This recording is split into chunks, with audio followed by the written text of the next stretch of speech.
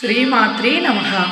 అందరికీ కూడా అమ్మవారి దివ్య మంగళకరమైనటువంటి ఆశీర్వాదములండి. అమ్మవారి దయ ఉంటే అన్నీ ఉన్నట్లే.